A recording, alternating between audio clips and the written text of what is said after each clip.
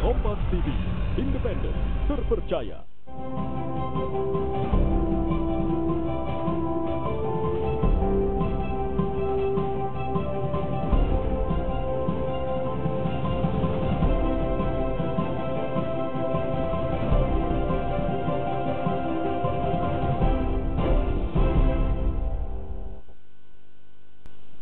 Selamat pagi saudara, apa kabar Anda pagi ini? Semoga kabar Anda selalu sehat dan semangat. Senang sekali kembali kami menyapa Anda di Sapa Sulsel pada pagi ini di hari Senin lagi ya. Wah, sudah tidak terasa, rutinitas sudah kembali. Tapi pagi ini Makassar sepertinya tadi sempat diguyur hujan yang sangat deras. Tapi semoga Anda tetap semangat pergi ke kantor hari Senin pagi. Baik, saudara, mengawali pagi Anda, tentu kita kembali akan berbagi informasi dan inspirasi pada Anda pagi ini. Dan di Sapa Sulsel nanti kita akan berbincang terkait dengan cegah aksi teror dan radikalisme. Ini terkait dengan peristiwa penyerangan yang terjadi di Christchurch, Selandia Baru. Nah, langsung saja kita memasuki tema atau topik kita di Sapa Sulsel pada pagi ini, yaitu cegah terorisme dan radikalisme. Di samping saya sudah ada narasumber dari Majelis Ulama Indonesia Sulawesi Selatan di bidang ukhuwah. Ada Bapak Afifuddin Harisa. Assalamualaikum Pak. Waalaikumsalam warahmatullahi wabarakatuh. Selamat pagi, apa kabar? Alhamdulillah sehat. Alhamdulillah sehat. Walaupun hujan-hujan tapi tetap semangat. Iya, harus semangat. Oke, Pak, seperti kita ketahui 3 hari yang lalu terjadi peristiwa yang menggemparkan dunia. Dan boleh dikatakan peristiwa ini sangat keji. Kita mungkin sudah sering mendengar di belahan dunia lainnya bahwa terorisme terjadi, namun baru kali ini ada yang benar-benar belak-belakan melakukan aksi terorismenya dengan melakukan live di media sosial, begitu. Bagaimana pandangan MUI melihat aksi terorisme yang terjadi di Christchurch, Selandia Baru kemarin? Ya, bismillahirrahmanirrahim. Terkait dengan peristiwa penembakan sadis yang terjadi di Selandia Baru dilakukan oleh seorang terhadap warga muslim yang sementara melakukan ibadah di salah satu masjid. Tentu kita seluruh umat Islam ini mengecam dan sangat menyesalkan terjadinya peristiwa sadisme seperti itu. Dan ini tentunya hal yang harus kita sikapi dengan tegas, bahwa kita sebagai umat Islam menolak tindakan-tindakan kekejaman, apakah itu kekejaman itu akibat persoalan agama ataupun bukan persoalan agama. Apapun tindakan kekejaman, kita sebagai umat Islam harus menolak itu. Dalam Al-Quran, Allah Subhanahu wa Ta'ala sudah memberi kita prinsip bahwa seorang muslim itu la yazlimuna wa la yuzlamun. Tidak boleh menganiaya orang dan tidak boleh mau dianiaya. Jadi jangan mau menganiaya orang, tapi juga jangan mau dianiaya. Ini sikap tegas kita sebagai umat Islam untuk menolak segala bentuk kekejaman, baik itu karena persoalan agama ataupun bukan persoalan agama. Iya. Tentang persoalan penembakan itu, saya pikir kalau saya itu adalah sebuah tindakan ketidakawarasan dari seseorang yang dikuasai oleh kebencian yang berlebih-lebihan. Jadi kalau kita mau melihat dari akar masalah tindakan terorisme ini sebenarnya panjang ceritanya ini. Tapi pada intinya adalah bahwa terorisme itu bukan sebuah awal, tapi merupakan sebuah ujung dari sebuah penyakit yang complicated, sebuah penyakit yang komplikasi, ya, pada akhirnya akan menyebabkan terorisme. Yang harus kita cari adalah apa akar masalah dari terorisme itu. Ya, saya melihat dari dua sisi. Yang pertama adalah terorisme yang berakar dari masalah keagamaan dan terorisme yang berakar dari masalah sosial politik. Untuk khususnya pada persoalan atau kasus penembakan di kekejaman di Selandia Baru kemarin itu adalah terorisme yang berakar dari masalah sosial politik. Jadi saya tidak langsung menghakimi persoalan ini sebelum ada investigasi yang lebih mendalam bahwa itu adalah persoalan agama. Karena itu kalau kita mau perbesar masalahnya, kita bawa ke ranah kita sendiri, kita bawa kepada kondisi sosial politik kita di Indonesia ini, yang sementara ini juga masih panas-panasnya menghadapi pilpres. Ini sangat berbahaya kalau kita tarik itu sebagai sebuah persoalan kebencian antar agama. Terlalu dini menyimpulkan. Terlalu dini dan terlalu rawan Ya. untuk menularkan persoalan itu kepada masyarakat kita.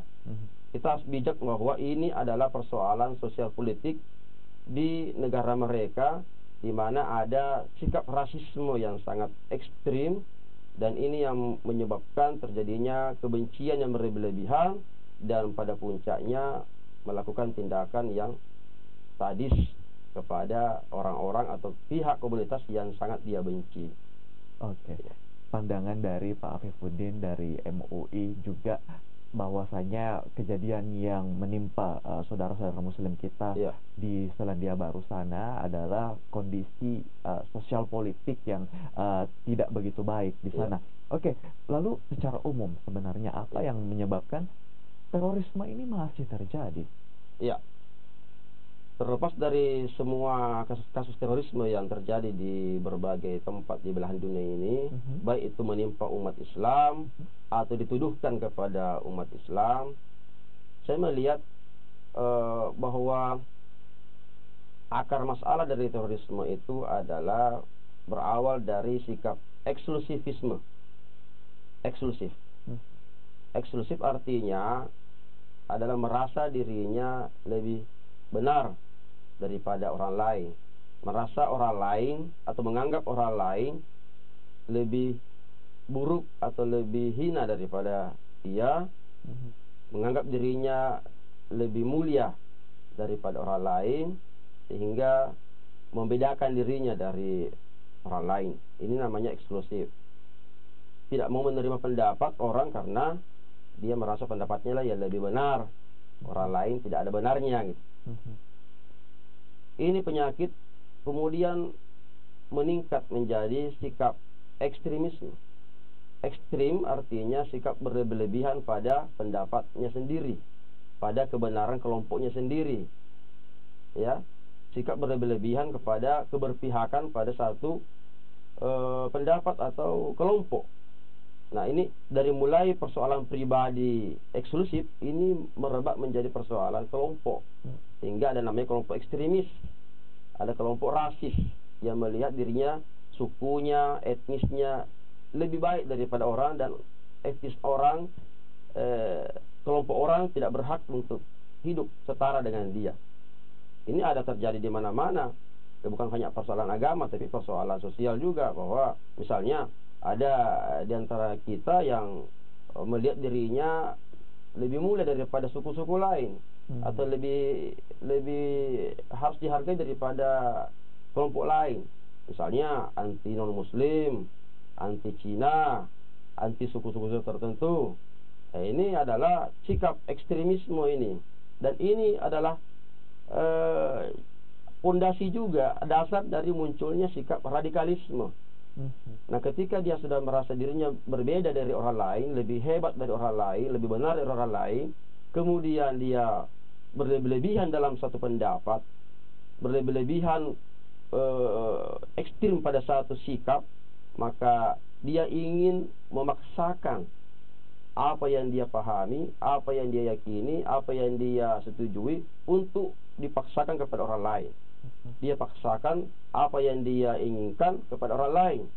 Nah, dengan sikap pemaksaan itu sendiri terjadilah hubungan yang sudah tidak harmonis di antara kita, ketika ada kita ingin memaksakan sesuatu kepada orang lain, dan pemaksaan itu sendiri kadang-kadang dan seringkali dilakukan dengan cara kekerasan atau intimidasi kepada kelompok yang ingin dipaksakan ikut kepada dirinya gitu. Baik, jadi ada beberapa poin yang mendasari sebenarnya suatu kelompok melakukan radikalisme. Di antaranya adalah eksklusifisme tadi, kemudian sikap rasisme juga yang menganggap bahwa ia identitas dan kelompoknya lebih baik daripada orang lain. Oke, saudara, kita akan lanjutkan perbincangan kita pagi ini. Nanti kita akan tanyakan lalu apa sebenarnya yang harus kita lakukan untuk mencegah terorisme ini. Tetaplah bersama kami di Sapa Sulsel.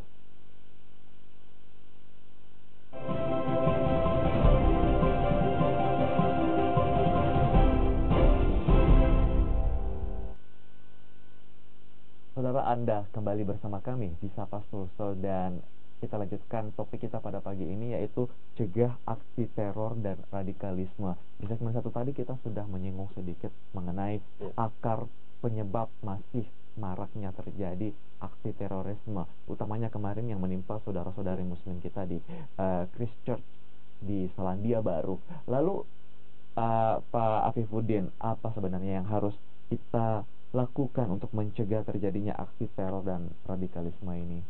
Ya, sebelum masuk pada pencegahan ataukah bagaimana mencegah aksi teror ini terjadi kembali, atau aksi teror ini menjalar kepada masyarakat kita,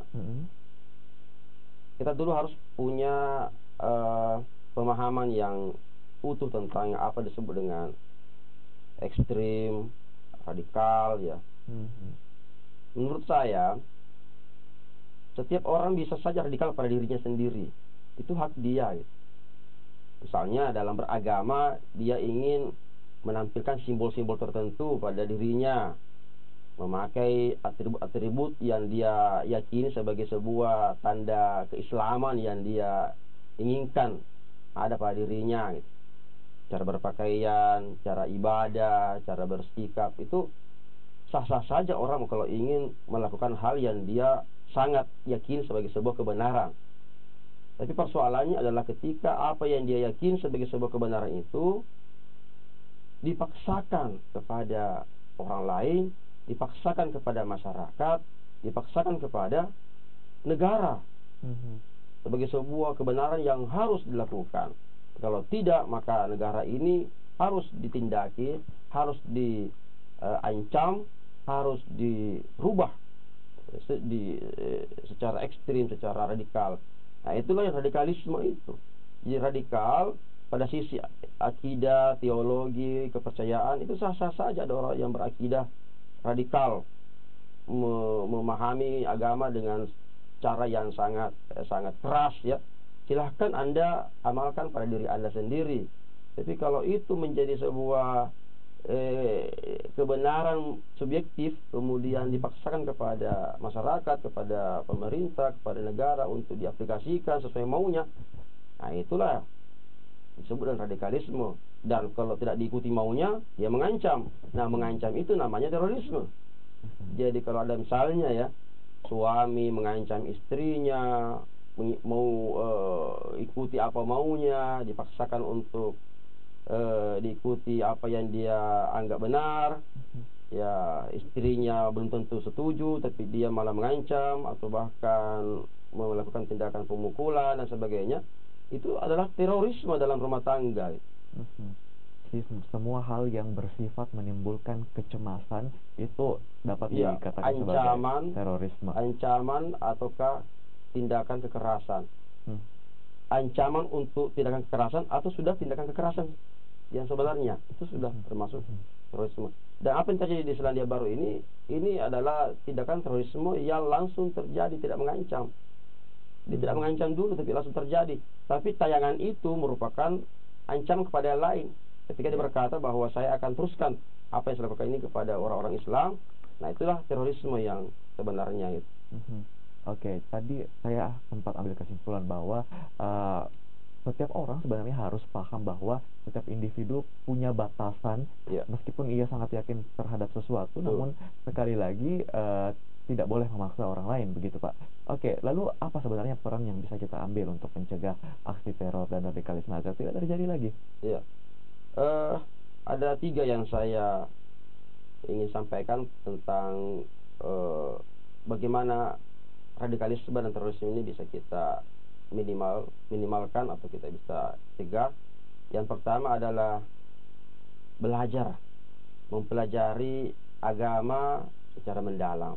Karena mempelajari agama dari kulit-kulitnya, mempelajari agama dari hanya medsos, dari guru-guru yang belum tentu kompeten dalam hal pelajaran agama itu sendiri, kemudian hanya diajarkan hal-hal yang sifatnya semangat-semangat, ya, euforisme, ya, tanpa mendalami substansi agama itu sendiri. Ini yang menjadi masalah. Jadi pertama adalah tafaqquh fid din, artinya mendalami agama dengan sebenar-benarnya, mendalami masalah masyarakat dengan sebenar-benarnya. Yang kedua adalah bagaimana kita mengamalkan nilai-nilai akhlakul karimah secara utuh. Ya, jangan hanya akhlak ini hanya pada batasan tertentu untuk ke kita saja, tapi kita ke orang lain tidak. Kita berharap, kita menuntut orang lain berakhlak kepada kita, tapi kita tidak mengamalkan akhlak kepada orang lain. Ini akhlak ini dan sekarang ini menjadi krisis karena orang hanya belajar akidah, keyakinan, tapi tidak dibarengi dengan membina keluhuran dan kesantunan dalam beragama. Dan yang ketiga adalah konsep jihad, ya. Konsep jihad harus diluruskan bahwa jihad tidak selalu harus berakhir pada pembunuhan, kekerasan, perusakan dan intimidasi kepada kelompok yang berbeda. Khusus masalah sosial politik ini yang menjadi masalah adalah adanya rasisme atau kebencian kepada kelompok-kelompok lain. Dan ini harus dimulai dari keluarga. Bagaimana orang tua di rumah, keluarga mengajarkan nilai-nilai kedamaian dan kasih sayang kepada anak-anaknya untuk tidak mencurigai dan membenci komunitas lain. Baik. Ya. Baik. Sekolah melanjutkan sampai nanti ke lembaga tingkat-tingkat tertentu, sampai nanti dia pada lembaga pendidikan yang di atasnya lagi. Selalu ini harus ditanamkan oleh para pendidik. Bagaimana menghilangkan kebencian kepada orang lain. Baik, ilmu agama diperdalam dan dipahami sebaik-baiknya, dan juga pendidikan internal dalam keluarga dimulai sejak dini kepada anak-anak. Saudara, kita akan lanjut lagi mengenai bagaimana untuk mencegah aksi teror dan juga radikalisme ini di segmen ketiga. Tetaplah bersama kami di Sapa Sulsel.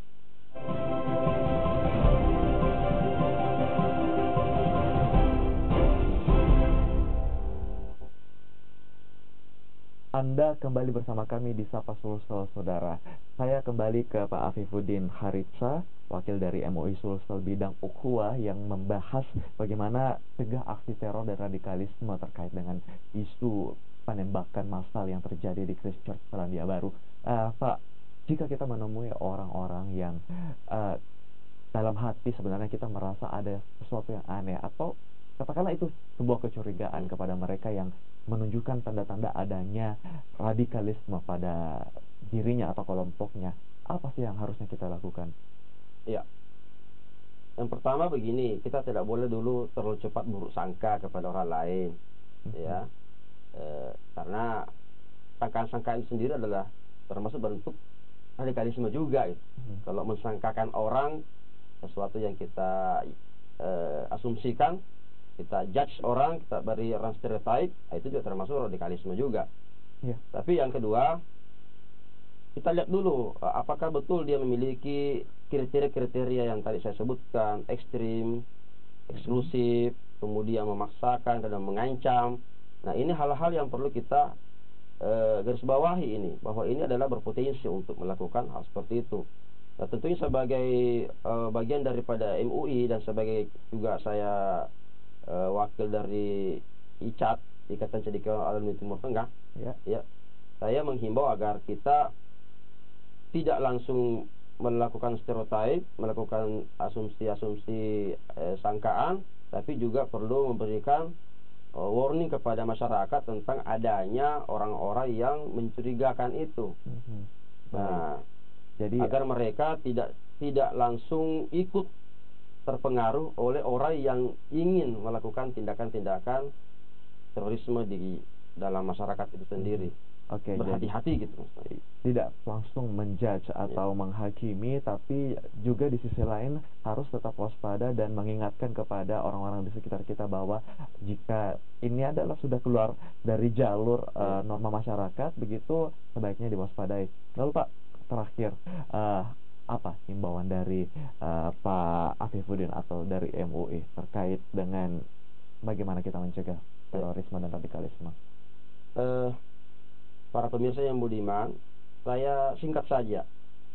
Mari kita hilangkan sikap eksklusivisme dalam diri kita, bahwa menganggap kita ini lebih baik daripada kelompok-kelompok lain.